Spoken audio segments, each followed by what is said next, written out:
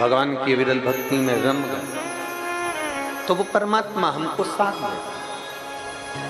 और तेरी कृपा बिना न मिले एक भी अनुभव लेते हैं सांस तेरी कृपा से तनु तनु बखान क्या करूं मैं लाखों के का चपटी भभूत में खजाना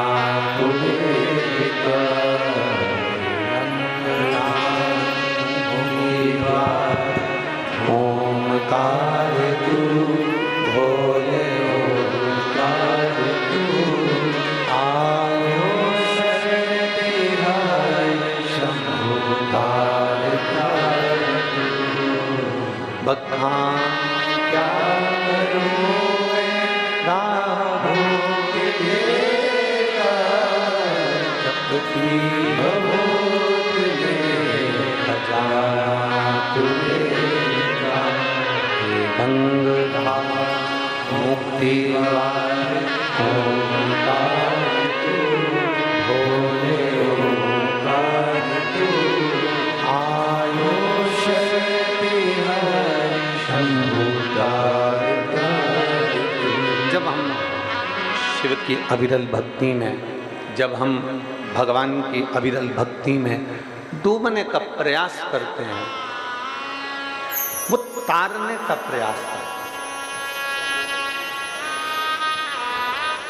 एक निगाह भरकर, एक दृष्टि से,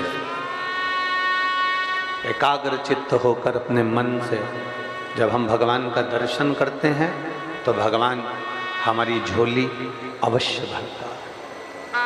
बस अच्छा, एक आप लोगों ने ध्यान दिया होगा, अगर एक टकटकी बात परमात्मा की ओर लगाई,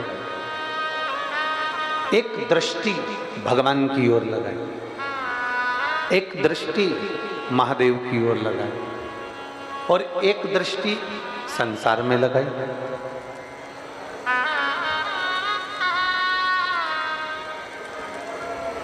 कभी किसी कोई स्त्री है, कोई कन्या है, कोई लड़की है, कोई व्यक्ति है, कोई पुरुष है, कोई लड़का है, कोई खूब बोल्ड आदमी है, कोई दादागिरी वाला है या कोई अन्य है, जरा देखिएगा आप, अगर उसको एक निगाह भरकर देखते जाएं, देखते जाएं, देखते जाएं, कोई लड़की, कोई महिला, कोई स्त्री, कोई पुरुष, कोई बेटा, कोई बेटी, कोई आदि कादिक, किसी को एक निगाह रखकर बिल्कुल टकटकी लगाकर देखते जाओ, देखते जाओ, देखते जाओ, तो उसके साथ वाले तुमको देना चालू कर देते हैं। बोलो तो सही है कि गलत है? जम के बोलो जरा, सही है ना? कि अगर तुमने किसी को एक टकटकी लगाकर, एक निगाह रखकर देखना चालू करा तो उन्होंने तुमको देना चालू, उन्होंने निकाला जूता और चप्पल, जो मारा दड़ा दड़ दड़ा दड़ दड़ा। तुमने पूछा मुझे मार क्यों रहे हो, तो कहेगा इतनी देर से निगाह रख रख कर देख रहा है, एक टकटकी लगा कर देख रहा है, एक निगाह से देख रहा है, एक टकटकी लगा कर देख रहा है। तुमने निगाह लगाकर देखा, तुमने एक दृष्टि से देखा, तो उसने तुमको देना चालू करा। अब जरा विचार करिए, जब संसार वालों को देखा तो संसार वालों ने देना चालू करा, अगर मेरे महाकाल को देख लेते तो वो भी देना चालू कर देता, वो भी तो देता। संसार वाले कुछ और दे रहे हैं, संसार वाले तो दिए, उठाए ने जूता मार दिया, चप्पल मार दी ने, अब शब्द कह दिया, ताने दे दिए। संसार वाले तो ना जाने क्या दे, उसका कोई भरोसा नहीं है। पर यदि वही दृष्टि तुमने जैसे दूसरे को देखा, एक टकटकी लगाकर देखा, एक ध्यान लगाकर, एक निगाह से देखा, तो संसार वालों ने दिया।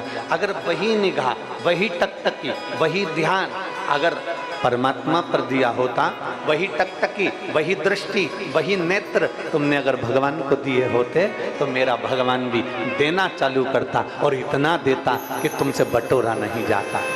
देवता देते हैं पल्ला झाड़ कर और महादेव देते हैं छप्पर फाड़ कर। वो देता है, उसकी देने की रीति बड़ी अलग है।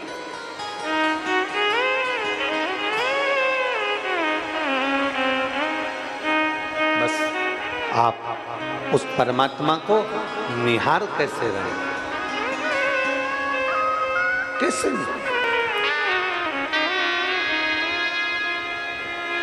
जब विशेष शरीर में अगर कोई रोग उत्पन्न हो जाता है, बहुत शरीर के अंदर अगर कोई बहुत बड़ी बीमारी हो जाती है, बहुत बड़ा रोग हो जाता है, बहुत तकलीफ आने लगती है,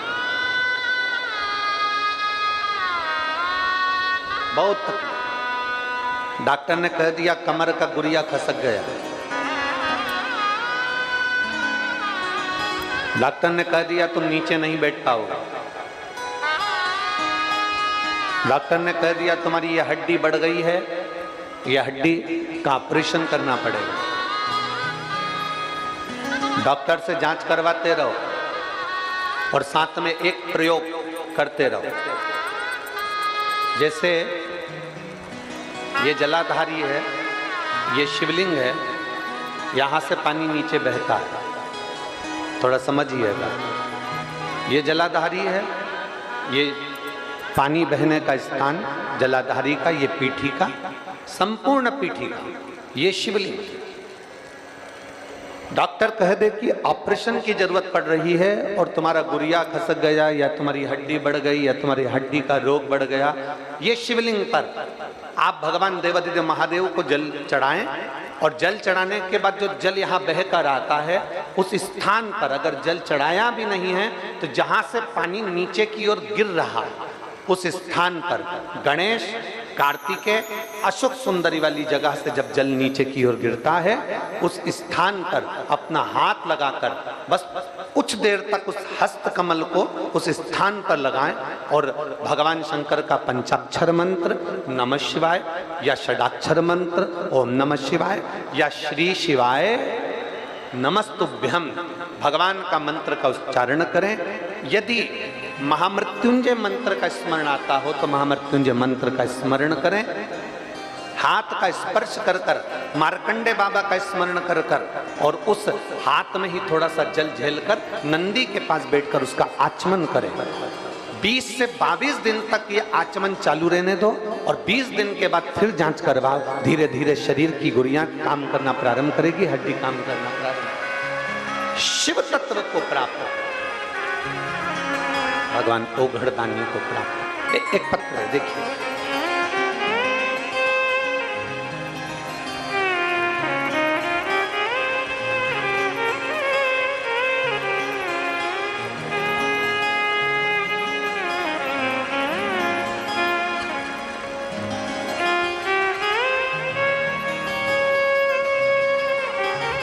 श्रीमती सीमा नामदेव, पति सुनील नामदेव, मास्टर कॉलोनी शंकर टीला विदिशा की रहने वाली है। कहीं बैठे हो तो हाथ हिला सकते हैं।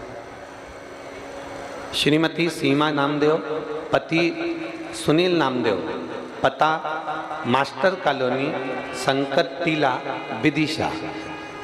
कहीं बैठे हो तो हाथ हिला सकते हैं। अगर बच्चे को लेकर आई हो तो व्यासपीठ पर लेकर आ सकते हैं। मैं बाबा का क्या गुणगान करूं गुरुदेव, मेरी शादी को 11 साल हो गए थे, 11 साल से मुझे संतान का सुख नहीं था। हमने ऐसा कोई डॉक्टर नहीं जिसको नहीं दिखाया, 6-7 साल तक हमने इलाज करवाया।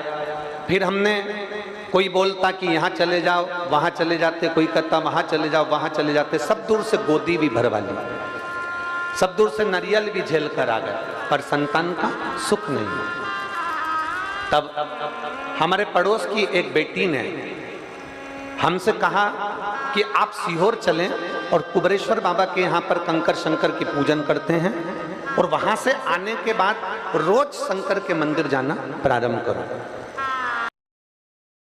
धाम पर कंकर शंकर का पूजन करा, वहां से आए और शिव जी के मंदिर में हमने रोज जाना प्रारंभ कर दिया। भगवान शंकर के मंदिर में रोज जाते, जल चढ़ाते, आचमन करते, सफेद आंकड़े की जड़ का प्रयोग किया। और बाबा का मैं क्या गुणगान करूं गुरुदेव, बाबा ने हमारा गर्भ तो ठहरा दिया, पर मालूम पड़ा कि बच्चे की धड़कन ही नहीं है। अब 11 साल के बाद गर्भ ठहरा और बच्चे की धड़कन नहीं, तब करें तो करें क्या? तब किसी ने कहा कि वो सियोर वाला महाराज कहता है कि बेलपत्र भगवान शंकर पर चढ़ी हुई, उस बेलपत्र के पीछे का भाग अशोक सुंदरी का नाम लेकर पाले। हमने उसको खाया और हम फिर जांच कराने के लिए गए तो बच्चे की धड़कन वापिस आ गई और बाबा की कृपा से मेरे घर में 11 वर्ष के बाद बच्चे ने जन्म लिया। मैं बाबा को नमन करने के लिए आई हूँ। कहीं बैठे हो तो आ सकते हैं। ये शिव भक्ति, ये अविरल भक्ति, एक विश्वास, एक भरोसा, एक दृढ़ता। नेत्र भरकर देखो, मना नहीं।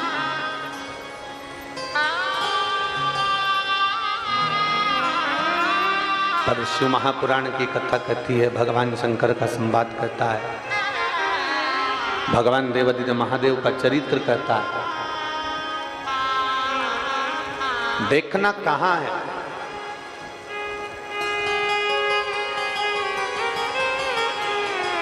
भागवत जी किस किसने सुनी है? हाथ उठाओ जल्दी से। सबने सुनी है? रख लो आप। समुद्र मंथन की कथा सुनी है? अरे बोलो तो। सुनी।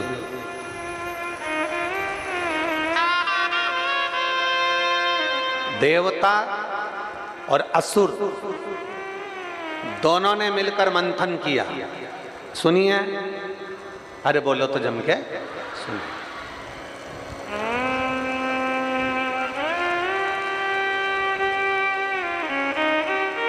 अमृत कौन लेकर आया था? मोहिनी अवतार भगवान ने दिया और मोहिनी अवतार धारण कर कर भगवान अमृत को लेकर आए। मोहिनी। अब एक तरफ असुर बैठे हैं, एक तरफ देवता बैठे हैं।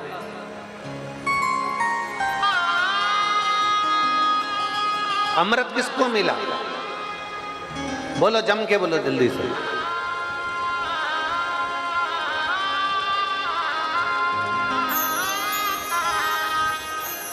असुरों को अमृत नहीं मिला। सेनाई की आवाज कम करिए। अमृत किसको मिला? देवता। असुरों को अमृत प्राप्त नहीं हुआ। क्यों नहीं हुआ? ऐसा क्या कारण था कि देवताओं को अमृत मिल गया और असुरों को अमृत नहीं मिला? कारण क्या? मंथन दोनों ने करा है, अमृत निकला भी है, श्रीमद् भागवत में आपने सुना भी है, पर देवताओं को अमृत मिल गया और असुरों को अमृत नहीं मिला। उसका कारण केवल एक था। जब भगवान मोहिनी स्वरूप धारण कर कर, स्त्री का स्वरूप धारण कर कर, सुंदर स्वरूप धारण कर कर मेरे नारायण अमृत का कलश लेकर आए, तो असुर राक्षस वो मोहिनी भगवान के चेहरे को देख रहे थे और देवता मोहिनी भगवान के चरण को देख रहे थे। बस ये अंतर था, केवल यही अंतर। असुर राक्षस, सारे असुर, उनको नहीं मालूम कि ये भगवान है। उनको तो लग रहा कितनी सुंदर स्त्री है, कितनी सुंदर नारी है। आपने श्रीमद् भागवत में सुना होगा कि भगवान इतना सुंदर रूप रख कर आए थे कि देवता और असुर दोनों सुध खो गए थे कि इतनी सुंदर स्त्री कहां से आई। असुर मोहिनी भगवान का चेहरा देख रहे हैं, उनको नहीं मालूम कि मोहिनी भगवान है, वो तो स्त्री का चेहरा देख रहे हैं, वो नारी का चेहरा देख रहे हैं। असुर चेहरा देखने में रह गए और देवता क्या देख रहे थे? चरण, चरण।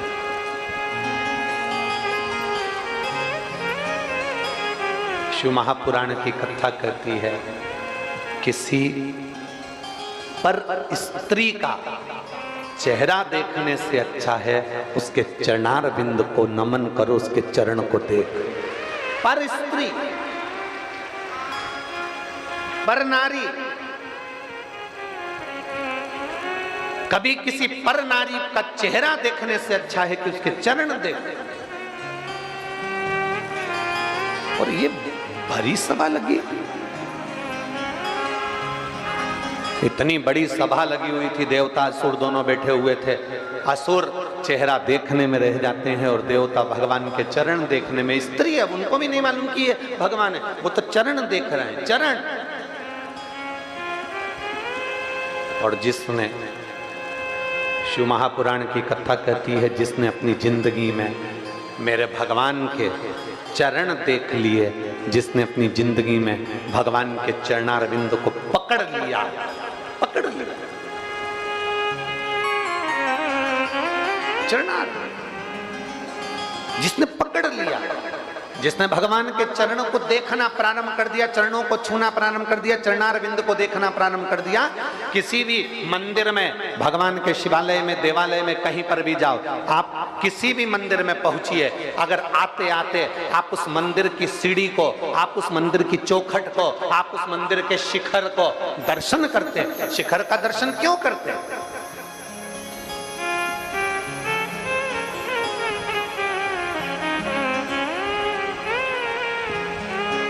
ऐसा क्या जरूरत पड़ गई कि मंदिर के शिखर का दर्शन करना चाहिए? और हमारे शास्त्र, हमारे वेद, हमारे पुराण भी कहते हैं शिखर दर्शनम सर्व पापनाशनम।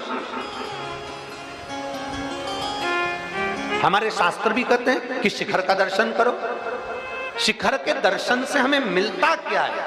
शिखर के दर्शन से हमें क्या प्राप्त होता है? क्या मिलता, क्या प्राप्त होता है?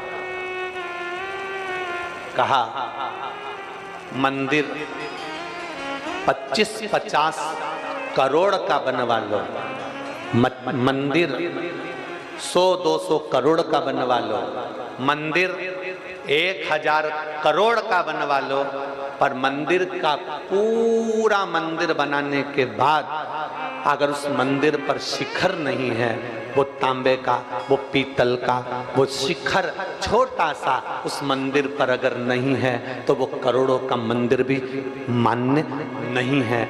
करोड़ों के मंदिर पर एक छोटा सा शिखर लगा होता है।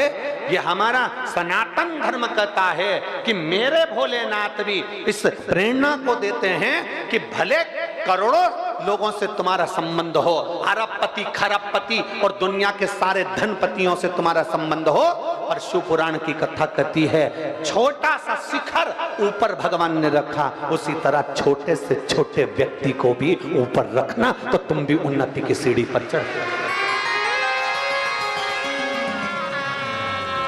छोटे से छोटे व्यक्ति उन्नति की सीढ़ी पर चढ़।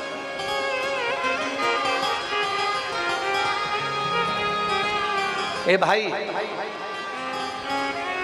जो बहुत पैसे वाले होते हैं ना, बहुत करोड़पति होते हैं ना, बहुत धनपति होते हैं, वो तो विदिशा के महल में से निकलकर कथा के पंडाल में नहीं पहुंचते, प्रयास करते हैं हमको पास मिलेगा, सोफा मिलेगा, कुर्सी मिलेगी, पद मिलेगा, प्रतिष्ठा मिलेगी, सम्मान मिलेगा, तो हम कथा में जाएंगे, वरना हम कथा में नहीं जाएंगे। शंकर की कथा में धन और गरीब ये नहीं देखा जाता। शंकर की कथा में तो केवल इतना देखा जाता है कि मेरे नगर में मेरा महादेव आया है और मुझे उस महादेव से प्राप्त करना है।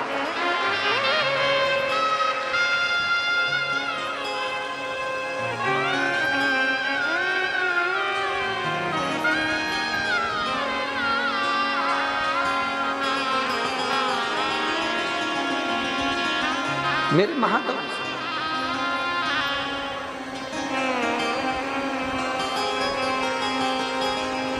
एक छोटा सा बच्चा स्टूल पे चढ़ता है, कूदता है, अकेले में वो छोटा सा बच्चा स्टूल पे चढ़ता है, कूदता है, अकेले में नहीं कूदेगा। उसकी मम्मी काम कर रही होगी, उसके पापा काम कर रहे होंगे, उसके मम्मी पापा, चाचा चाची, उसके ताऊ ताई, उसके काका काकी, उसके बुआ फूफा, कोई वहां काम कर रहे होंगे, तो छोटा सा बच्चा सोफे पे चढ़ेगा और कूदने का प्रयास करेगा, क्योंकि उसको मालूम है अगर मैं गिर गया ना तो मेरी मम्मी मुझे उठा लेगी, मेरा पापा मुझे उठाएगा, मेरा काका मुझे उठाएगा, मेरा ताऊ मुझे उठाएगा, मेरी ताई मुझे उठाएगी, क्योंकि वो बच्चा कूदता वहां है जहां उसके माँ बाप बैठे होते हैं। उसी तरह आप सब शिव महापुराण की कथा में बैठे हो, साड़ियां कीचड़ में हो रही है, चप्पल कीचड़ में हो रही है, शरीर पर कीचड़ लग रहा है, पूरा कीचड़ में, साड़ियां पूरी कीचड़ में भिड़ रही है, पन्नी बिछा ली, बैठ गए, आनंद कर लिया। कहां बैठे हो? छोटा बच्चा जैसे स्टूल पर चढ़कर गिरता है, कूदता है अपने माँ बाप के सामने, आपने भी विचार कर लिया कि ये कीचड़ में मैं बैठ रही हूं, पर किसी संसार वाले के सामने नहीं, मेरे कालाधिपति महाकाल के सामने बैठ गए। जब छोटे से बच्चे को, गिरते हुए बच्चे को मां संभाल लेती है, बाप संभाल लेता है, तो आप भी जब इस शिव महापुराण की कथा में आकर बैठते हो ना, तो मेरा काल अधिपति, मेरा विश्वनाथ, मेरा महादेव आपको भी संभाल लेता है, अपनी गोदी में उठा लेता है, डंडमूलता नहीं है।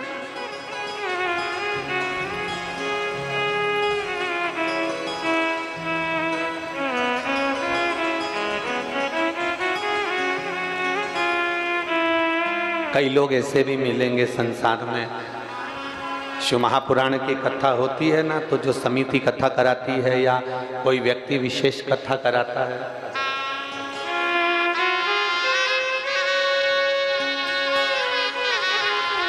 ग्यारह वर्ष के बाद बाबा ने संतान दी है, एक बार जोरदार तालियां।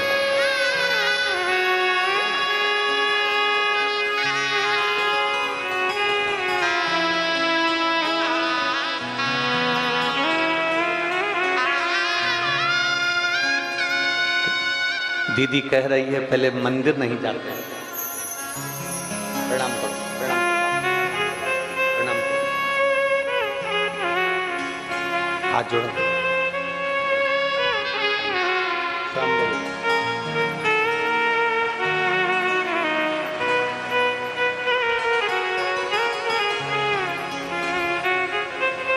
कह रही हैं पहले मानते नहीं थे, शिव महापुराण की कथा जब से सुनना प्रारंभ करना चालू करी, 11 वर्ष के बाद बाबा ने झोली भरी। एक बार जोरदार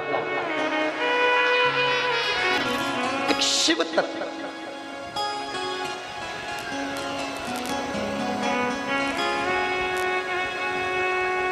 खाली ना जाता कोई दर से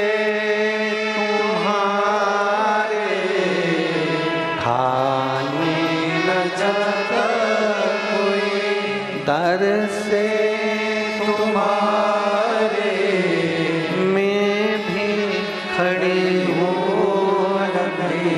बाएं पसारे अपने हृदय से लगा लो गिना जा रहा हो, उठा अपने घर से अब तो न डालो, गिरी जा रही हो, उठा लो। एक दृष्टि से देखिए, चेहरा नहीं देखना है, हमें चरण देखना। मंदिर के शिखर को देखकर समझ जाओ, मंदिर के शिखर को देखकर समझ जाओ कि मेरा महादेव मेरे राम, मेरे कृष्ण, मेरे दत्त, मेरी भवानी, मेरी दुर्गा, एक छोटे से शिखर को ऊपर रखते हैं। हमें छोटे से छोटे व्यक्ति को साथ लेकर चलना, छोटे से छोटे व्यक्ति। जब हम छोटे से छोटे व्यक्ति को साथ लेकर चलते हैं तो हमारे जीवन की सार्थकता सिद्ध होती है। मेरे राम जी अयोध्या से चले थे, किसी पैसे वाले के घर में नहीं गए, किसी धनपति के घर में नहीं गए। मेरे राम जी चले थे, किसी वैभवपति के घर में नहीं गए। मेरे राम जी चले, किसी करोड़पति के घर में नहीं गए। मेरे राम जी अगर वन में गए तो एक एक संत, साधु, गुरु, ब्राह्मण, तपस्वी, साधक, उपासक, सन्यासी, साधक के पास में, अपने भक्त के पास में।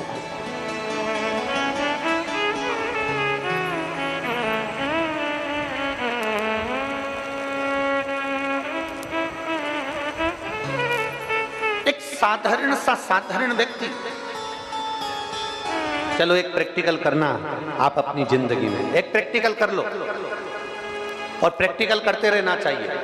प्रैक्टिकल करने में पीछे नहीं हटना चाहिए। एक महाराज जी प्रवचन में कह रहे थे, व्यक्ति को मदिरा नहीं पीना चाहिए, शराब नहीं पीना चाहिए, शराब का नशा नहीं करना चाहिए, मदिरा से दूर रहो, शराब के नशे से दूर रहो।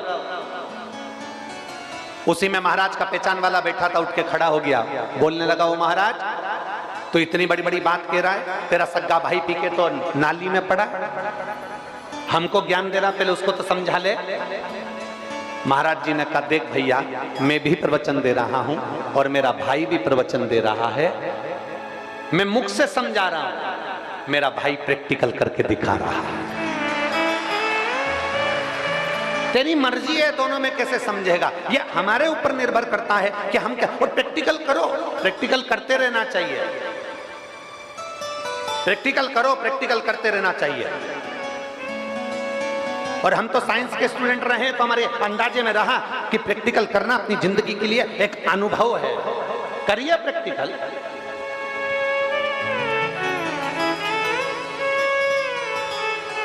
और करो, प्रैक्टिकल करके देखना। बहुत पैसा, बहुत पैसा एक अपने उस मित्र पर खर्च कर कर देखो जिसके पास में करोड़ों का धन है, और थोड़ा सा पैसा एक उस मित्र पर खर्च कर कर देखना जो बहुत साधारण सा है, जिसके पास में धन नहीं है, साधारण है। वो आपको अपनी पूंजी समझता है। आप पैसे वाले हो ना, आपका धन से उसको प्रेम नहीं है, वो आपको अपनी पूंजी समझता है। मेरा दोस्त बैठा है ना, समझ लेगा, उसको धन से मतलब नहीं, वो कभी नहीं मांगेगा। पैसे वाला पैसे वाले से धन मांग लेगा, पर गरीबड़ा नहीं मांगेगा, संकोच करता है मांगने में, वो नहीं मांगेगा। दो मित्र हैं, एक धनपति है, एक साधारण सा है। वो धनपति जब तुम्हारी विपदा की घड़ी आएगी ना, सामने नहीं खड़ा होगा, और वो साधारण जिसके ऊपर तुमने खुद खर्च नहीं करा, वो तुम्हारी विपदा की घड़ी में रात और दिन खड़ा मिल जाएगा। रात दिन तुम्हारी विपदा की घड़ी में खड़ा मिल जाएगा। एक नौकर चाकर साधारण सा सेवक जिसके लिए तुमने थोड़ा बहुत भी कर दिया, वो तुम्हारी विपदा की घड़ी में खड़ा मिल जाएगा। जिस रिश्तेदारों के लिए, नातेदारों के लिए, कुटुंबों के लिए, जिस परिवार के लिए तुमने करोड़ों का धन खर्च कर दिया, वो कोई तुम्हारे सम्मुख में आकर खड़े नहीं होंगे। वाह वारी दुनिया, मतलब की दुनिया में किसी का कोई नहीं। संसार में अकेले पैदा हुए हो, संसार से अकेले जाना है, संसार में अकेले आगे बढ़ने का प्रयास किया है, संसार में अकेले आकर संघर्ष किया है, संसार में अकेले रहकर तुम्हें उन्नति की सीढ़ी पर चढ़ना है।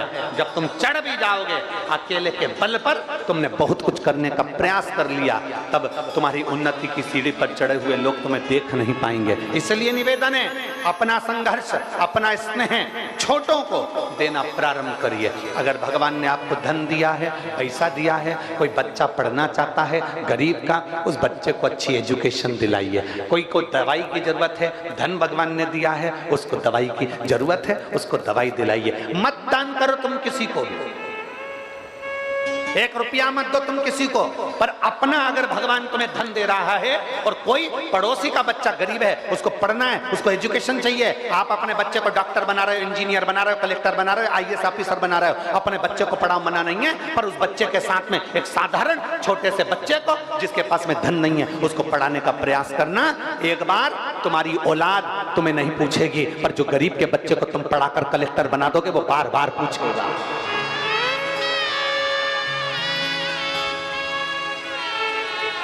प्रयास करो, मत दान करो किसी को, मत 1 रुपया दो किसी को, पर अपने धन का सदुपयोग करो,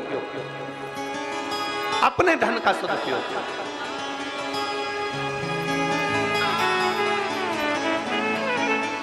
आज हम केवल अपने लिए सोचते हैं, अपने लिए करते हैं, बाकी का किसी के लिए किसी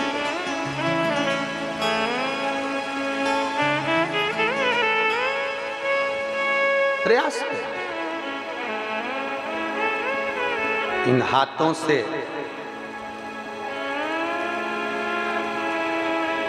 कमाने में, बोलने में, इस शरीर के द्वारा यदि हमसे कोई पाप कर्म हो भी जाता है तो भगवान के चरणों में जाकर विनय कर कर या किसी साधारण व्यक्ति भूखे को भोजन कराकर, प्यासे को पानी पिलाकर। बाबा बर्फानी की यात्रा प्रारंभ हो गई, अमरनाथ की यात्रा प्रारंभ हो गई। पूरे अमरनाथ में हर जगह जगह पर लिखा हुआ होता है, भूखे को भोजन, प्यासे को पानी, जय बाबा, जम के तो बोलो, जय बाबा बर्फानी।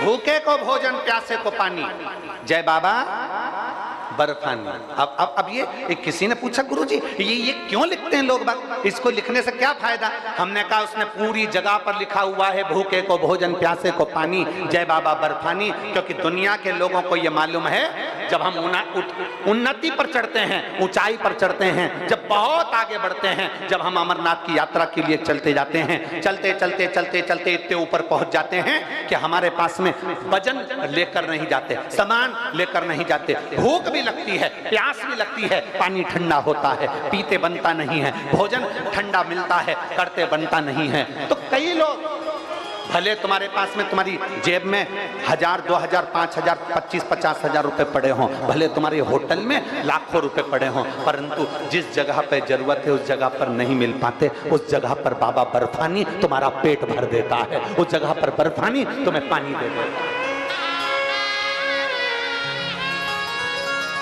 भूखे को भोजन, प्यासे को पानी, जय बाबा बर्फानी, उस जगह पर दे रहा है।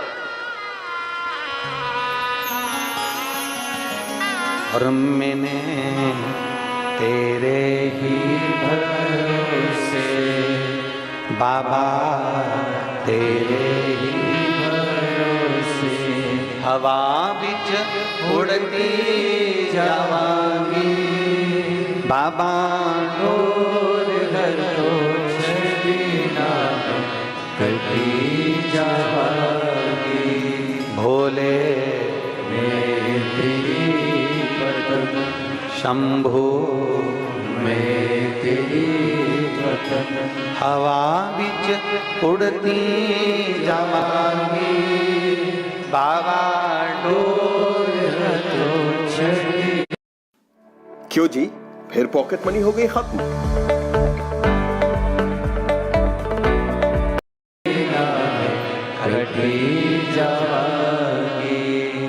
बाबा किस जगह पर आता है, बाबा किस जगह पर साथ देता है? जब दुनिया साथ छोड़ देती है।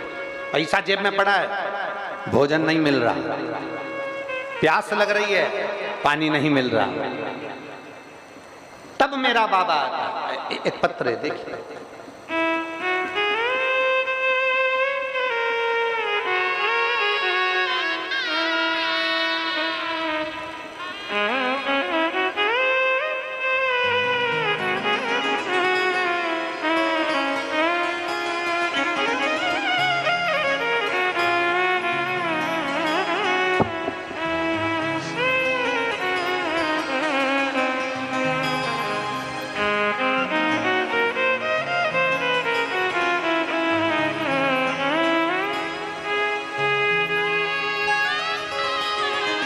अरुण सोनी अरुण सोनी, मेरा मोबाइल नंबर ये है, पूरनपुरा लाला धाऊ विदिशा।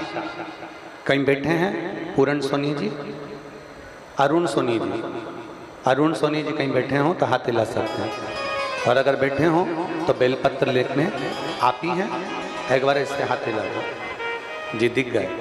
आ जाओ, बेलपत्र लेकर चले जाओ, आ जाओ, तीनों आ जाओ। अरुण सोनी, मेरा मोबाइल नंबर ये है, पूरनपुरा लाल धाऊ विदिशा। एक लोटे जल का मैं क्या वर्णन करूं गुरुदेव। मेरे नाना जी को गले में दर्द हुआ, मेडिकल कॉलेज में दिखाया तो दूरबीन से जांच में गले में गठान और कैंसर जैसी बड़ी बीमारी का योग बता दिया। भोपाल में जांच के लिए हमने भेजा, भोपाल में जांच में तब मालूम पड़ा दर्द बढ़ता चले गए।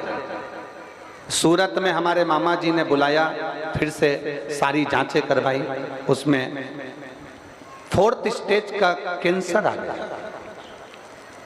डॉक्टर ने हमको बताया कि इनका कीमो करवाना पड़ेगा। मात्र 4th स्टेज के कैंसर के कारण बस मात्र ये 2 महीने के मेहमान हैं। पत्र में इन्होंने लिखा कि उन्होंने कह दिया कि 2 महीने बच्चे हैं इनके लिए, बस 2 महीने से ज्यादा ये नहीं रह पाए। लेकिन नाना जी ने कीमो नहीं करवाया और वापिस विदिशा आ गए। और मेरी मौसी और मेरे मौसा जी ने नाना जी से कहा, अब एक काम करते हैं, अपन सीहोर चलते हैं, वहां कंकर शंकर की पूजन करेंगे, रुद्राक्ष लेकर आएंगे और रोज प्रतिदिन आप मेरे साथ शंकर जी के मंदिर चलना, वहां प्रणाम करेंगे, जल चढ़ाएंगे और बाबा का जल पिएंगे।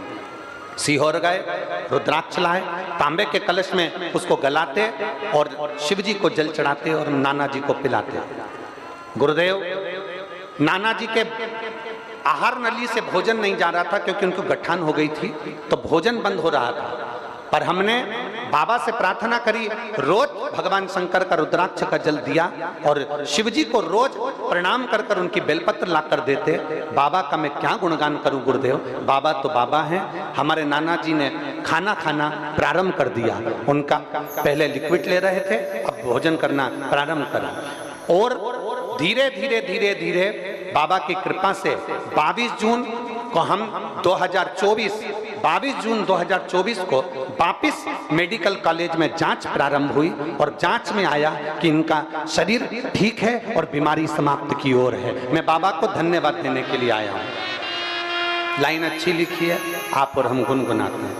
तेरी कृपा बिना न मिले एक भी लेते हैं श्वास, तेरी कृपा से अभी की सारी जांचें लगाई गई हैं, जिसमें बाबा की कृपा से मेरे नाना ठीक हो गए। ये शिव तत्व है, ये शंभु, ये ओघड़ी, ये त्रिकालदर्शी, ये कैलाश।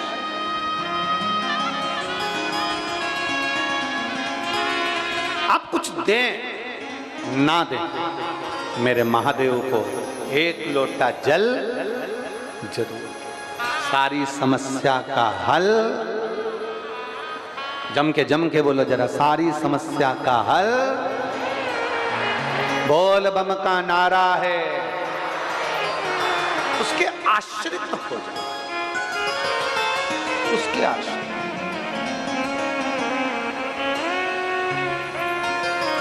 कहीं व्यर्थ में हमको पढ़ना नहीं, व्यर्थ नहीं। हमें इधर उधर कोई ने कह दिया यहाँ चले जाओ, कोई ने कह दिया वहाँ चले जाओ। शिव पुराण तो कहती है अपने नजदीक के शिवालय में चले जाओ, अपने नजदीक के शंकर के मंदिर चले जाओ। कुछ मत लेकर जाओ तो एक लोटा जल लेकर।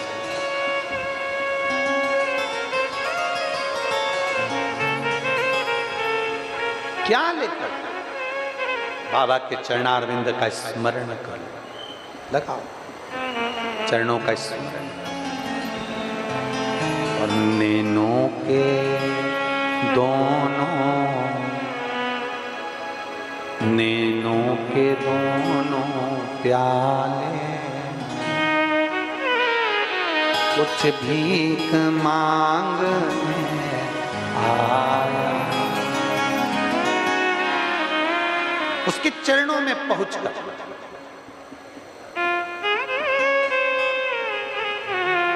उसके दरवाजे पर पहुंचकर उससे केवल विनय करें, केवल विनय।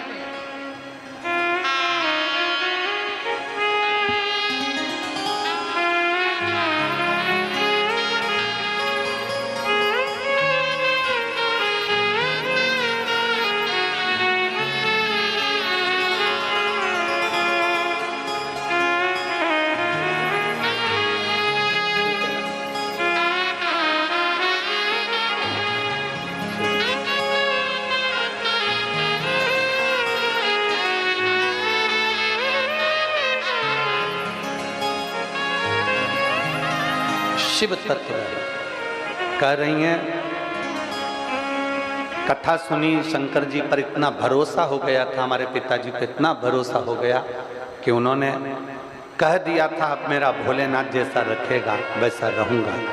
और आज जो रिपोर्ट आई, उस रिपोर्ट से जो 22 जून 2024 को आई, उस रिपोर्ट में बाबा की कृपा से कैंसर की रिपोर्ट नॉर्मल आ गई। ये शिव तत्व है, ये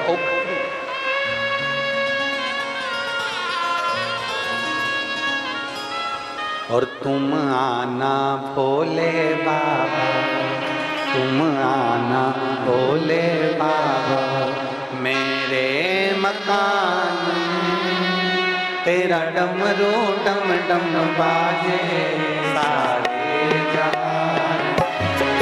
तुम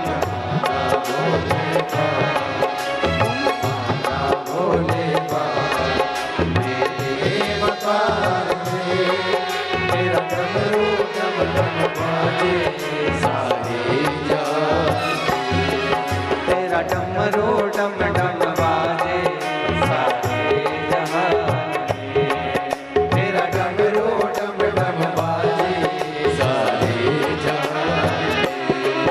तुम आना भोले बाबा, तुम आना भोले बाबा मेरे मकान, डमरू डम डम बाजे सारे जहान।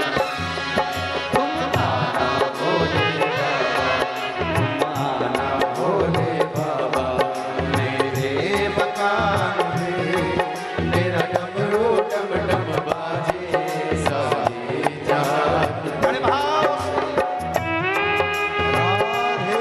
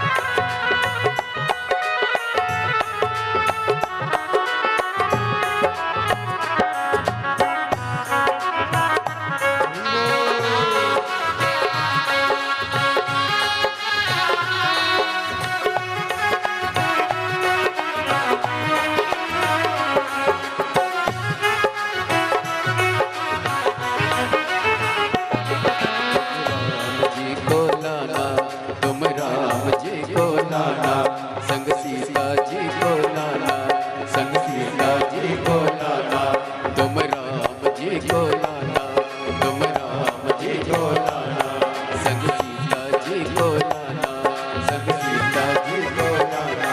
मेरे मकान में तेरा डमरू डम डम बाजे, सारे जहान में हो तुम आना भोले बाबा, तुम आना भोले बाबा। मेरे मकान में तेरा डमरू डम डम बाजे, सारे जहान में।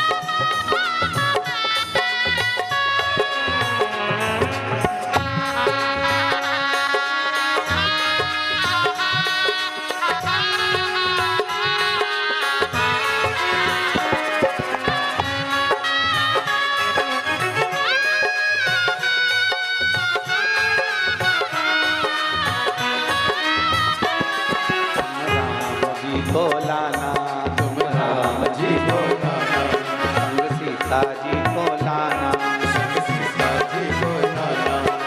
मेरे मकान तेरा डमरू डम डम बाजे, सारे जहान तुम आना भोले बाबा, तुम आना भोले बाबा। मेरे मकान में तेरा डमरू डम डम बाजे, सारे जहान में। तेरा डमरू डम डम बाजे, सारे जहान में। तेरा डमरू डम डम बाजे, सारे जहान में। तेरा डमरू डम डम बाजे, सारे जहान में। तेरा डमरू डम डम बाजे, सारे जहान में। तेरा डमरू डम डम बाजे, सारे जहान में। तेरा डमरू डम डम बाजे। सारे जहान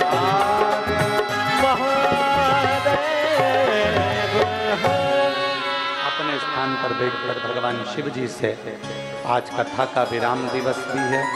दिल से बाबा से प्रार्थना करिए, दिल से निवेदन करिए, हृदय से बाबा से कहिए, बाबा स्वीकार करे। मन से बाबा को विनय करिए, हृदय से बाबा से पुकारिए। सब एक साथ आनंद के साथ बाबा से विनय करेंगे।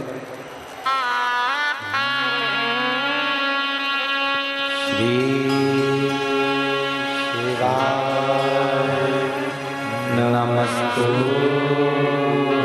नमस्तुभ्यं, श्री शिवाय नमस्तुभ्यं, श्री शिवाय नमस्तुभ्यं,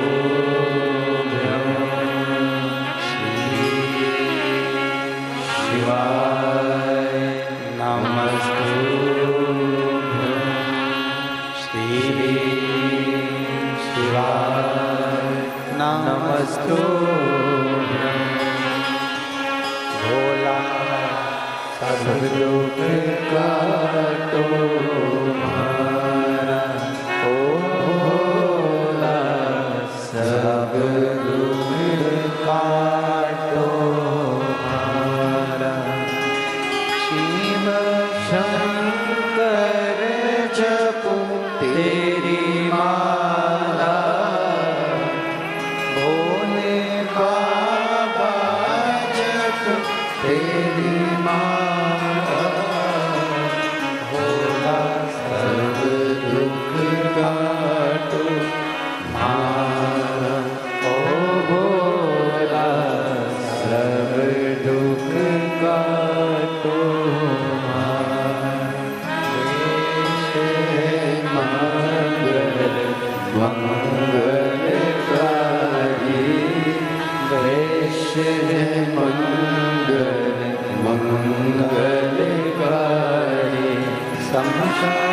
शमशानवासी हमारा, शमशानवासी हमारा, ओ भोला सब दुख काटो हमारा, ओ भोला सब दुख काटो।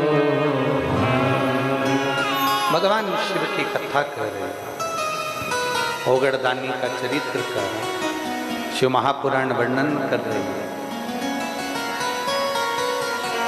शिव मंदिर में भगवान को पाने के लिए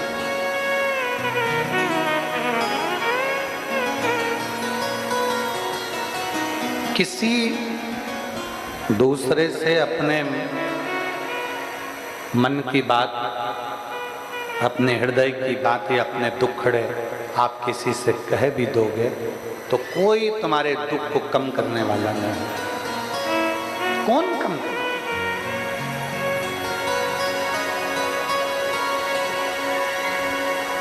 आप अपने दुखड़े किससे कह सकते हैं? किसको कहो?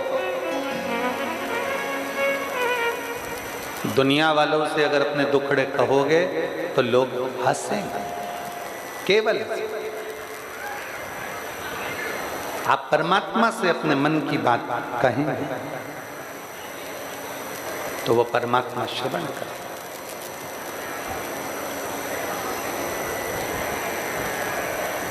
आज से गुप्त नवरात्रे प्रारंभ हो रहे हैं, आषाढ़ के।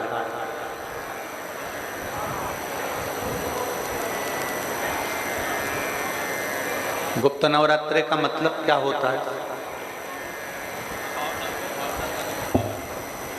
हृदय से, किसी को बता के नहीं, हृदय से, गुप्त भाव से, अपने मन से माँ जगत जननी की, माँ जगदम्बा की आराधना करना। अपने 4 नवरात्रे में से 2 नवरात्रे गुप्त होते हैं और 2 नवरात्रे उजागर होते हैं, चैत्र का, शरद का, अश्विन। और 2 नवरात्रे गुप्त है। इन दोनों नवरात्रे को गुप्त इसलिए रखा गया कि अपने दिल की बात को अंदर रखिए, किसी से मत कहो। गुप्त नवरात्रि का मतलब है आप माँ अम्बा से, माँ जगदम्बा से, माँ आदिशक्ति से, भोलेनाथ जी से, राम जी से, कृष्ण जी से, आपके इष्ट से आप अपने मन की बात कहें। उसी तरह गुप्त नवरात्रि हमको ज्ञान देते हैं कि अपने दिल की बात इधर उधर नहीं कहना, अपने दुखड़े यहाँ वहाँ जाकर नहीं रोना। अगर दूसरों के सामने जाकर अपने दुखड़ों को हम रोएंगे तो दुनिया केवल हंसेगी, इसके सिवाय कुछ नहीं करेगी। साथ कौन देते?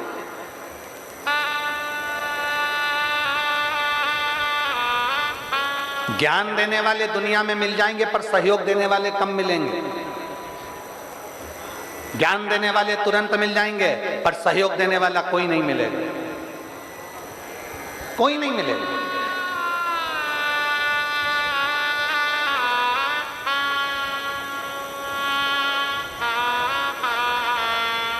आप अगर दुखड़ा रोवेगी ना तो लोग कह देंगे ऐसा कर लेना था, तुमको ऐसा कर लेना था, वैसा कर लेना था, ये कर लेना था, वो कर लेना, सब कह देंगे पर सहयोग कोई नहीं देने वाला। कौन देगा सहयोग? तो फिर कहना क्यों उनसे, बोलना क्यों उनसे? आपके दिल में आया, आप देवाधिदेव महादेव के पास पहुंच गए। आपके दिल में आया, आप शंकर के करीब में पहुंच गए। एक पत्र है, देखिए। मेरा नाम श्रीमती आशा शर्मा है। मैं हरिपुरा विदिशा की निवासी हूँ। आशा शर्मा कहीं बैठी हो तो हाथ हिला सकती है। मेरा नाम श्रीमती आशा शर्मा है। मैं हरिपुरा विदिशा की निवासी हूँ। कहीं बैठी हूँ तो हाथ हिला सकती है। आप ही हैं? एक बार वापस हाथ हिलाओ। आ जाइए, बेलपत्र ले जाओ। मेरा नाम श्रीमती आशा शर्मा है। मैं हरिपुरा विदिशा की निवासी हूँ। मेरे पति श्री दिनेश शर्मा 2 साल से बीमार हैं। उनके शरीर में गठान बताई गई थी। 3 बार जांच में पता चला कि उनको कैंसर बताया गया। जब हमने 2-3 जांच करा ली तब मालूम पड़ा कि उनको कैंसर बताया गया। हम AIMS हॉस्पिटल में ऑपरेशन के लिए उनको बोल दिया गया। एम्स हॉस्पिटल में जब ऑपरेशन के लिए बोला गया,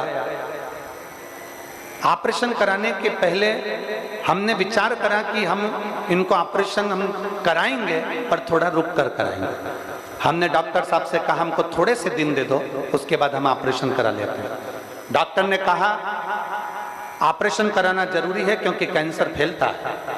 हमने हॉस्पिटल से छुट्टी कराकर और हम सीधे अपनी जांच और दवाइयां लेकर अपने घर आ गए। घर पर आने के बाद हमने विचार करा करें क्या।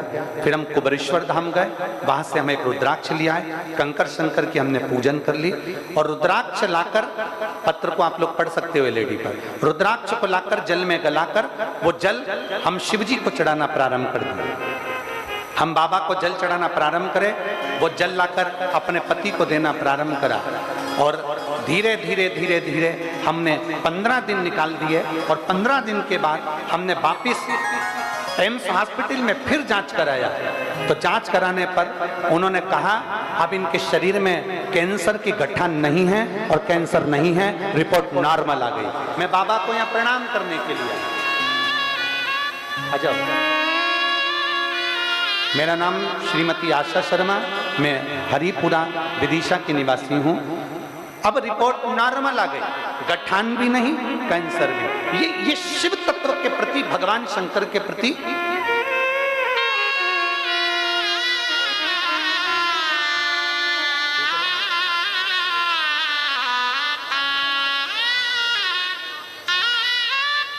कह रही हैं। जिस दिन कैंसर का बताया था फैलने का, उसी दिन ऑपरेशन का डॉक्टर बोल दिया। फिर सीधे बाबा के धाम पर जाकर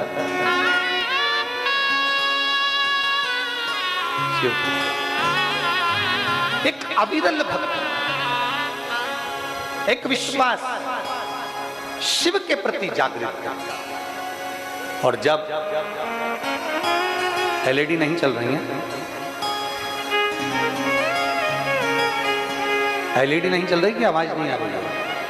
LED नहीं चल रही है।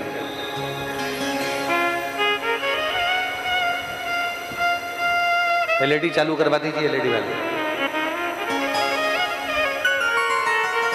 एक विश्वास जब हमारे भीतर जागृत होता है,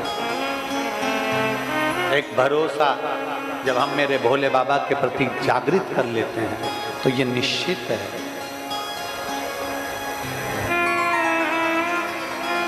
मेरे बाबा दया करना,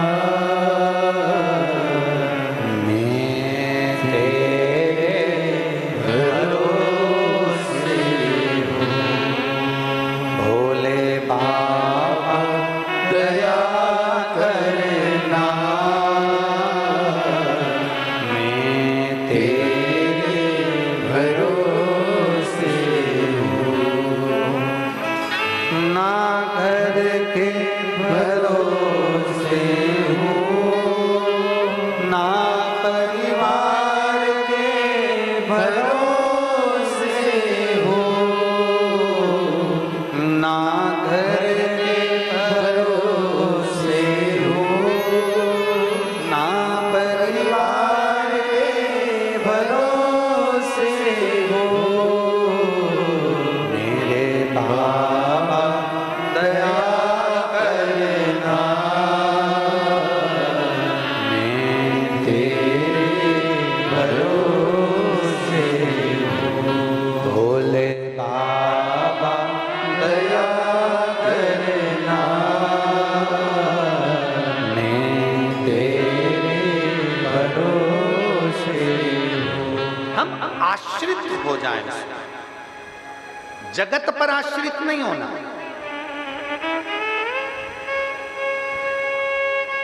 कोई बाबा तुमसे कह दे कि मेरे पास बैठ जाओ, मैं तुम्हारा कल्याण कर दूंगा, बाबा से कहना आप शंकर की शरण में बैठ जाओ, वो तुम्हारा कल्याण कर देगा।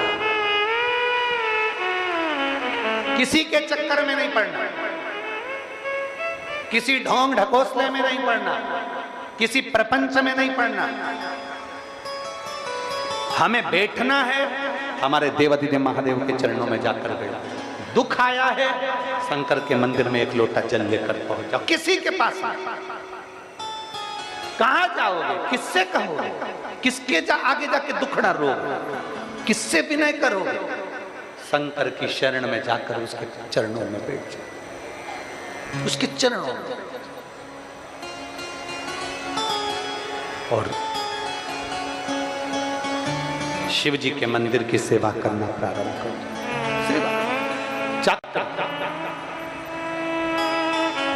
आप में से कितने लोग हैं जो शंकर जी के मंदिर में झाड़ू पोछा लगा देते हैं? हाथ उठाओ जरा। सभी लोग लगाते हो? करना चाहिए। दुनिया की नौकरी करोगे वो महीने की तनख्वाह देता है, और मेरे महादेव की नौकरी करोगे तो वो जिंदगी भर की तनख्वाह देता है।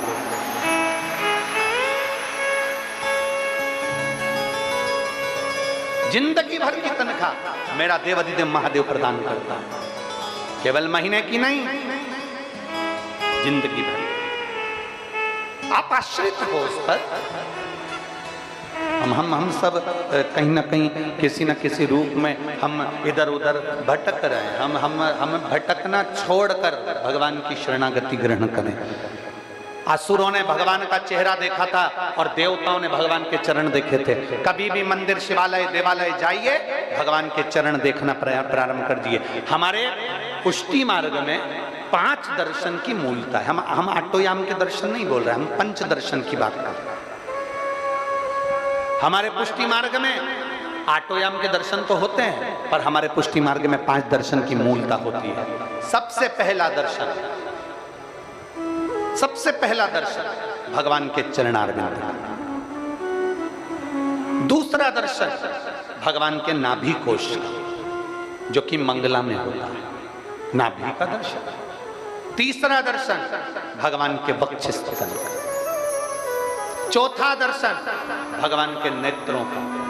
और 5वां दर्शन भगवान की, श्रीनाथ जी की जो आड़ी टेढ़ी चोटी नीचे की ओर आती है, शिखा जो मेरे श्री जी बाबा की, मेरे गोवर्धन नाथ जी की, मेरे ठाकुर जी की शिखा जो नीचे आती है, उसका दर्शन। 5 दर्शन। पहला चरणारविंद का। भगवान के चरणों का दर्शन करते हुए मन से कहिए कि बाबा मैं आपके चरणों में रहना चाहती हूँ।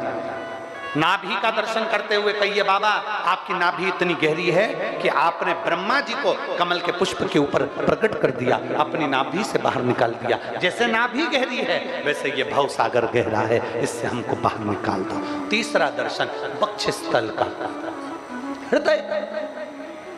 भगवान के हृदय का दर्शन, छाती का दर्शन, वक्षस्थल का दर्शन करो तो भगवान से प्रार्थना करो, हे भगवान आपके हृदय में हमें निवास देना, अपने हृदय।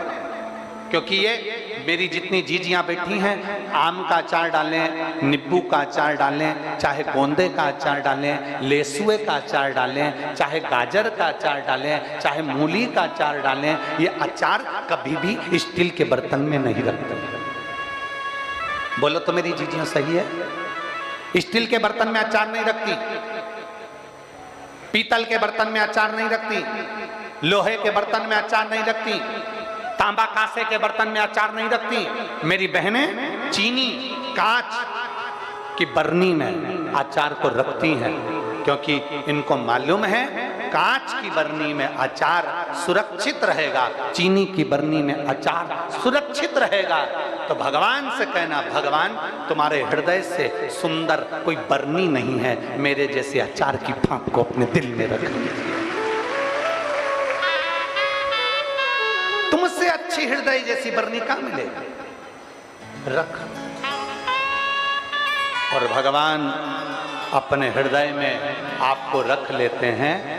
जब जरूरत पड़ती है विदिशा वालों को, तब अचार की फांक निकाल के दे देते हैं। जैसे ये 7 दिन के लिए अचार की फांक मिली, ये 7 दिन के लिए अचार की फांक मिली थी। शिवपुराण अब इस शिव पुराण में कई लोग आते हैं, किसी को अचार का मसाला पसंद आता है, किसी को अचार का तेल पसंद आता है, किसी को अचार की फाक पसंद आती है, किसी को अचार की गुठली पसंद आती है। यह आपके ऊपर निर्भर करता है कि आपको शिव पुराण में भजन पसंद आते हैं, किसी को कथा पसंद आती है, किसी को उपाय पसंद आते हैं, किसी को भगवान शंकर की शरणागति पसंद आती है और किसी को गुठली पसंद आती है। गुठली से मतलब है कि वो केवल यहाँ आकर ये देखते रहते हैं कि क्या क्या गड़बड़ हो रहा है, वो दिखाना है, बस वो गुठली उनके हाथ में लग पाता है।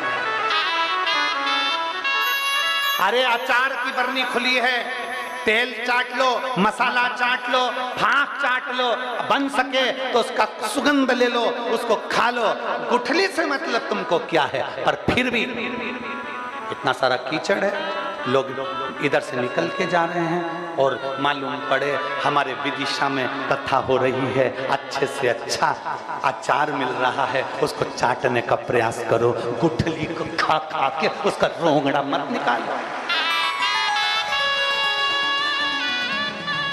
गुठली को खा खा के उसका रोंगटा मत निकालो, आखिरी में गुठली रह जाती है और 7 दिन की कथा पूरी होकर सब अपने अपने घर चले जाते हैं और उसके रोंगड़ा निकलता रहता है। और अभी जल्दी रोंगड़ा खत्म भी नहीं होगा, 4-6 दिन तक और निकलेगा।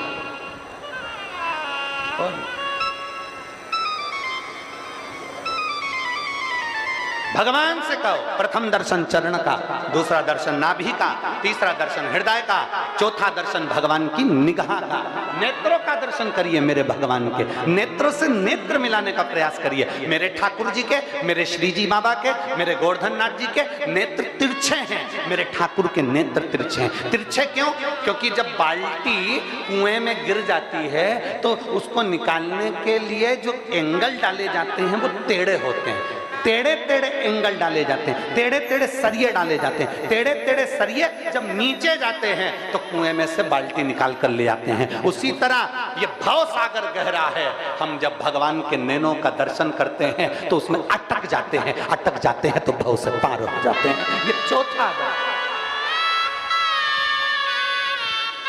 5वां दर्शन है भगवान की, जम के बोलो सब, शिखा। मेरे श्री जी बाबा की चोटी का दर्शन करना, ऊपर से नीचे, नीचे से ऊपर, ऊपर से नीचे, ऐसी लहर खाती खाती आखिरी में नीचे जाती है। मेरे ठाकुर जी की शिखा कहती है उन्नति की सीढ़ी पर कितने भी चढ़ जाओ पर मेरे चरण को मत भूल जाना, मेरे चरणों में हमेशा पड़े रहना, इसलिए चोटी नीचे जाती है।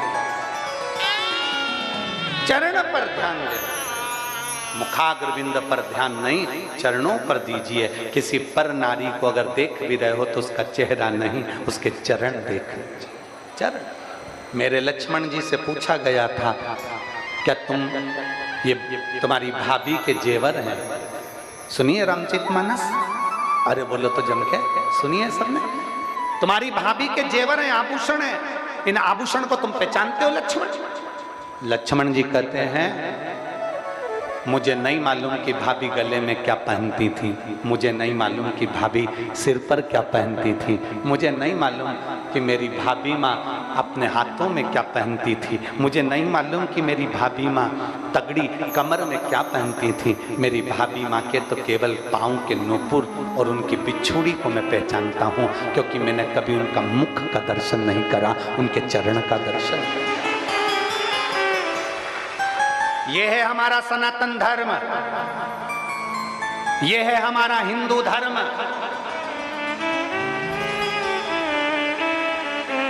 ऊंचे ऊंचे सिंहासन पर बैठकर लोग कह देते हैं कि सनातन धर्म क्या है, हिंदू धर्म क्या है। उनको बताना चाहिए ये हमारा सनातन धर्म आज नहीं, रामचरितमानस से सिखाता आ रहा है कि स्त्री के चरण देखना चाहिए, मुख नहीं, चरणों की बात करता।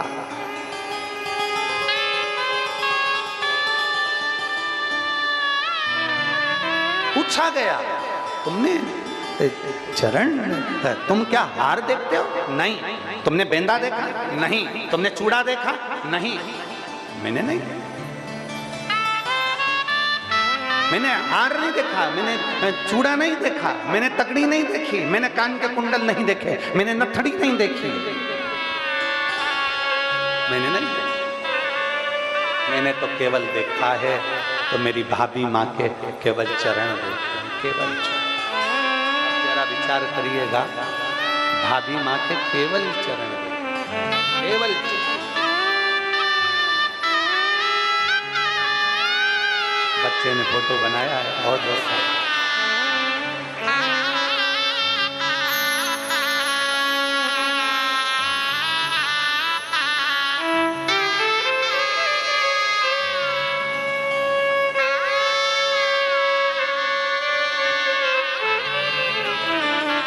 केवल एक चरण, चरणों के सिवाय कुछ नहीं। हम भी मंदिर में जाएं तो भगवान का सुंदर स्वरूप देखें, मंदिर में जाएं तो शिवालय का दर्शन करें, मंदिर में जाएं तो भगवान के चरणों का दर्शन करें। पर आज के जमाने में व्यक्ति घर में तो ऐब देखता ही है, नगर में मोहल्ले में तो ऐब देखता ही है, साथ में लोग मंदिर में भी ऐब देखते हैं। पंडित जी को कितना आ रहा, थाली में कितना चढ़ा। क्यों पंडित जी तुमने हड़तालिका तीज की कथा बाची तो ब्लाउज पीस कितना आया। क्यों पंडित जी डोल 11 के डोल निकले, इधर निकलते हैं विदिशा में, डोल 11 के डोल निकले तो पंडित जी से कह रहे केले कितने हैं। अब तू बता कि तूने कितने केले चढ़ाए, तूने कितना रुपया चढ़ाया, तूने कितना रुपया का दान किया। हिसाब वो लेता है जो देता है, जिसने दिया ही नहीं उसको हिसाब लेने का कोई जवाबदारी नहीं।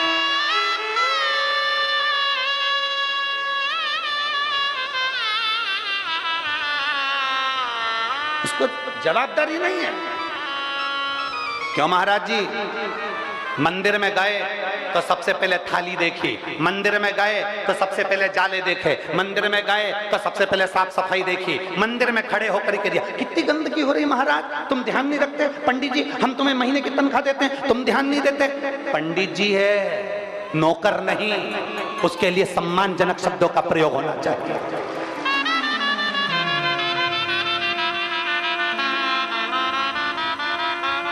सेवा का मूल पहचानो, सेवा के क्रम को जानो। घर में ऐब देखते रहे, मेरी बहू ऐसी, मेरा बेटा ऐसा, मेरी सास ऐसी, मेरा ससुर ऐसा, मेरा ये ऐसा, मेरा वो वैसा, बाजार में ऐब देखते रहे। पर मेरे भगवान शंकर के शिवालय में जाना, शिव महापुराण में जाना, शंकर के मंदिर में जाना, ऐब मत देखना। क्योंकि सबसे ज्यादा ऐब तो हमारे अंदर भरे हुए हैं। छल, बेईमानी, कपट, निंदा सब हम में भरी है। जब हम जैसे ऐबले को महादेव स्वीकार कर रहे हैं तो फिर ऐब क्या संसार के देखना। इसलिए मंदिर में जाओ तो भगवान का भजन करिए, मंदिर में जाओ शिव को प्राप्त करने का प्रयास करिए, मंदिर में जाओ एक लोटा जल तुम जब शंकर जी को चढ़ाओ तो भगवान से कहना मेरे जैसे पापी को तुमने पकड़ रखा, बस इतनी कृपा करना कि भव सागर से तार देना, इतनी सी दया करना। अपने अवगुण भगवान से जाकर कहो, दूसरे के अवगुण नहीं।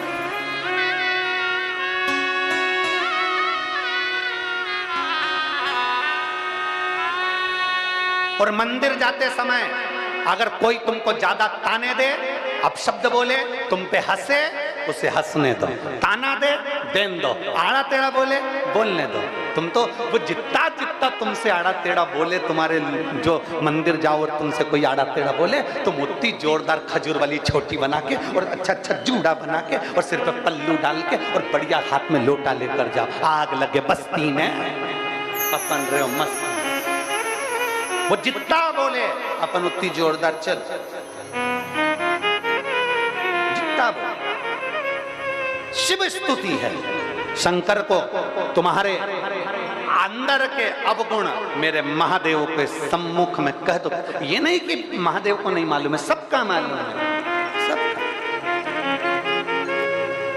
यहाँ जितने बैठे हैं उनका भी, जो नहीं आए उनका भी, जो टीवी पर सुन रहे हैं उनका भी, जो नहीं सुन रहे हैं उनका भी। जब अपन सब पैदा होते हैं ना, तो जैसे मोबाइल वाला मोबाइल जब देता है ना तो उसमें सिम डाल कर देता है कि ये चालू हो जाएगा, बस बटन दबा लेना। अपन जब पैदा हुए थे तो परमात्मा ने भी अपने अंदर एक सिम डालकर पैदा करा था। अपन सब लैपटॉप से जुड़े हुए हैं, उसके नीचे के लैपटॉप कभी भी उड़ सकते हैं, नीचे की आइस कभी भी उड़ सकती है, नीचे के मोबाइल कभी भी उड़ सकते हैं, नीचे का नेटवर्क कभी भी उड़ सकता है। ऊपर वाले ने जब पैदा करा एक एक सिम फिट करके भेजी है। तुम कहाँ जा रहे हो, क्या कर रहे हो, क्या खा रहे हो, क्या पी रहे हो, कैसे जा रहे हो, क्या कर रहे है, किसके लिए निंदा कर रहे है, किसके लिए क्या बोल रहा है, उसके लैपटॉप में सब है। यहाँ से जब जाओगे सारा हिसाब बोल दिया जाएगा। एक कथा आती है, दो व्यक्ति मर गए, एक बस का ड्राइवर मर गया और एक महाराज मर गए। कथा करने वाले बड़े जोरदार थे, वो भी मर गए। लाइन लगी थी बैकुंठ में, सबसे पूछा जा रहा था तुम कौन, तुम कौन, सबको बताया जा रहा था तुम यहाँ चले जाओ, तुम वहां चले जाओ। बस का ड्राइवर आया, तुम कौन, बस के ड्राइवर। बस का ड्राइवर चाबी घुमा रिया था, हेड पहना था, फटा हुआ जीन्स, चाबी। पीछे पंडित जी खड़े थे, महाराज जी खड़े थे। महाराज जी ने कहा देखो कैसे कैसे लोग बैकुंठ जाते हैं। तुम कौन, बस का ड्राइवर। एक काम करो, वो सामने वाला जो एसी का रूम है, सूट रूम है, उसके अंदर चले जाओ, वहां जाकर बैठ जाओ। वहां पर तुम्हारे लिए चांदी की थाली में खाना आएगा, भोजन कर लेना, दूध आएगा पीना, खूब प्रेम से तुम्हारे लिए पंखा झेलने वाले मिलेंगे। खुश हो गया बस कर रहे। थोड़ी देर बाद महाराज आ गए। तुम कौन, हम गांव के महाराज जी हैं, हम कथा करते हैं, प्रवचन देते हैं, लोगों को प्रवचन सुनाते हैं, कथा करते हैं। अच्छा एक काम करो, सामने जो झोपड़ा दिख रहा है उसमें चले जाओ, गेहूं रखा है पीस लेना, खा ले। चूल्हा रखा है, फूकनी से फूक मारना, आग जलाना और खाना बनाना। पंडित जी को गुस्सा आ गया। महाराज जी ने कहा हम इतने विद्वान संत, इतने बड़े महाराज, और तुम हमको झोपड़े में ठहरा रहे। और वो आया वो बस का ड्राइवर, उसको तुमने एसी का रूम दे दिया। बैकुंठ में क्या पक्षपात होता है? मैं आंदोलन करूंगा। इतने में तुरंत धर्मराज ने कहा आंदोलन करना है जितना कर लेना, और अभी जाओ झोपड़े में। अरे मुझे ये तो बताओ कि उस बस के ड्राइवर को एसी का रूम और मेरे जैसे प्रवचन करने वाले को टूटा हुआ झोपड़ा। इतने में धर्मराज ने कहा यहाँ लेखनी में जो लिखा होता है उससे दिया जाता है। वो बस का ड्राइवर जब बस चलाता था इतनी तेज चलाता था, जितने यात्री अंदर बैठे रहते थे सब हनुमान चालीसा पढ़ते थे, सब हनुमान चालीसा पढ़ते थे, सब की सब भगवान को याद करते थे। इसलिए उसने कभी भजन नहीं करा, वो कभी कहीं नहीं गया, पर अपनी बस में बैठे हुए लोगों से भी भगवान का नाम निकलवा दिया, इसलिए उसे एसी का रूम मिला है। और तुम प्रवचन देते थे, कथा कहते थे, आधे से ज्यादा लोग तो दीवार से टिक के सोते थे और बच्चे कुछ प्रसाद के चक्कर में आते थे, और इतनी देर में अक्षतम केशवम हो जाता था। तुम अपने घर सामान बटोरे चले गए और बाकी के सब अपने घर चले गए। तुमने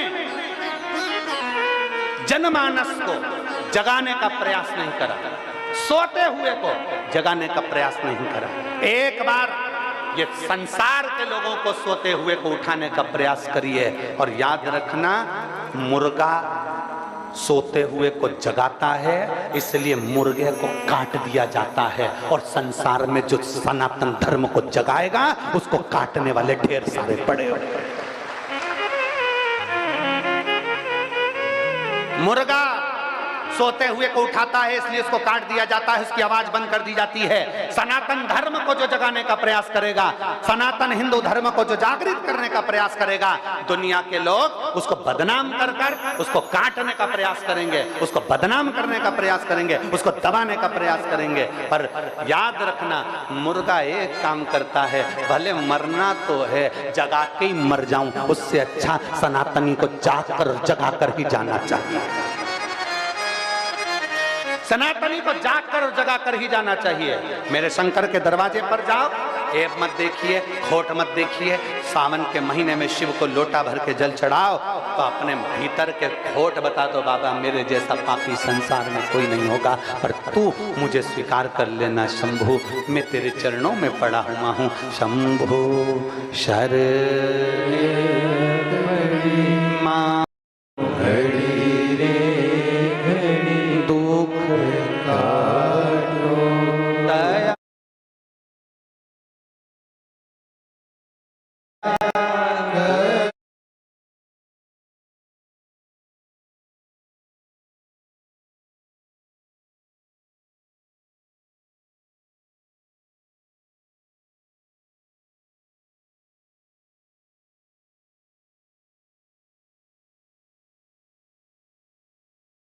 जाओ, ऐब मत देखिए, खोट मत देखिए। सावन के महीने में शिव को लोटा भर के जल चढ़ाओ तो अपने भीतर के खोट बता दो, बाबा मेरे जैसा पापी संसार में कोई नहीं होगा, पर तू मुझे स्वीकार कर लेना शंभु, मैं तेरे चरणों में पड़ा हुआ हूँ। शंभु शरण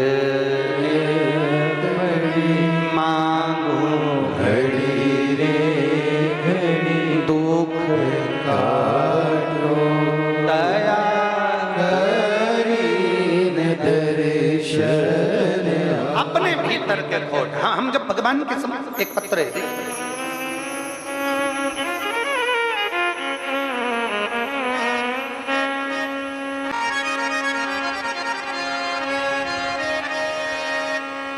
स्टूडियो तिलक चौक विदिशा से हूं। कहीं बैठी हो तो हाथ हिला सकते हैं। मैं आरती राठौर, दीपक स्टूडियो तिलक चौक विदिशा, कहीं बैठी हो तो हाथ हिला सकती हैं। और अगर बैठी हो, हम भरोसा नहीं करते थे कथा पर, भगवान पर मेरे बाबा पर जब भरोसा करना प्रारंभ करा, कथा सुनना प्रारंभ करी। मुझे 6 साल से थायराइड की बीमारी है, मेरे पूरे शरीर में तकलीफ रहती है गुरुदेव। 6 साल से मैं दवाइयां ले रही हूं, भोपाल का इलाज चल रहा, सब दूर के इलाज करवा करवा के थक गई, पर थायराइड की बीमारी समाप्त नहीं गुरुदेव। तब मैंने आपकी कथा सुनना प्रारंभ करा और पहली बार भगवान शंकर के मंदिर में जाना प्रारंभ करा। मैं आपको जानती भी नहीं थी, आपको सुनती भी नहीं थी, मोबाइल पे थोड़ा सा देखा था और विश्वास जागा। आपको कथा सुनी, अपने पास में जो शंकर का मंदिर है वहां जाना प्रारंभ करा और बाबा का चढ़ा हुआ जल पीना प्रारंभ करा, बेलपत्र खाना प्रारंभ करा। फिर हम सीहोर भी गए, वहां से रुद्राक्ष लेकर आए, उसका भी जल पिया। आज मैं बाबा की कृपा से एक भी गोली नहीं खाती और मेरी थायराइड की बीमारी पूरी ठीक हो चुकी है। मैं बाबा को प्रणाम करती हूँ। एक शिव तत्व, आरती राठौर, दीपक स्टूडियो तिलक चौक विदिशा। एक विश्वास, एक भरोसा, एक केंद्रता। हम अपने भाव से जब शिव के द्वार जाएं, शंकर के पास सबकी लेखनी लगी हुई है, उसको सब मालूम है कि आप क्या हो, हम क्या हैं, जगत क्या, संसार क्या, उससे कुछ नहीं छुपा। तुम दुनिया की वस्तु छुपा लो पर परमात्मा से अपने कर्म नहीं छुपा सकते। कर्म का लेख तो वो भुगताता ही है। इसलिए फिर कहा, मत बुरे कर्म करो बंदे वरना पछताएगा, भगवान की आंखों से बच नहीं पाएगा, तू बच नहीं पाएगा। अरे ओ अज्ञानी मत कर नादानी। क्यों? धन छुपा सकते हो, रोग छुपा सकते हो, संपदा छुपा सकते हो, अनाज छुपा सकते हो, वस्त्र छुपा सकते हो, पर अपने कर्म नहीं छुपा सकते। इसीलिए कहा शास्त्र, जितना जिसके भाग्य में होए उसी को उतना प्राप्त।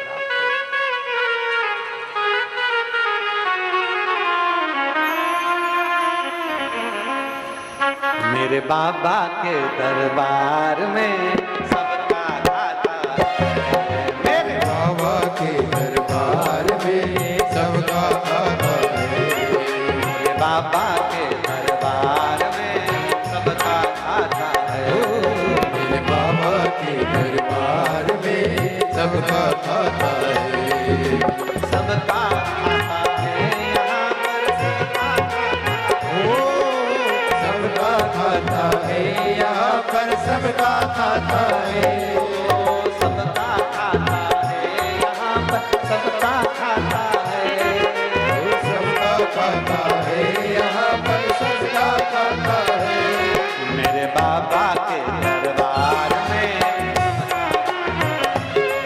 मेरे बाबा के दरबार में सबका खाता है, नारी के दरबार में सबका खाता है, बाबा के दरबार में सबका खाता है।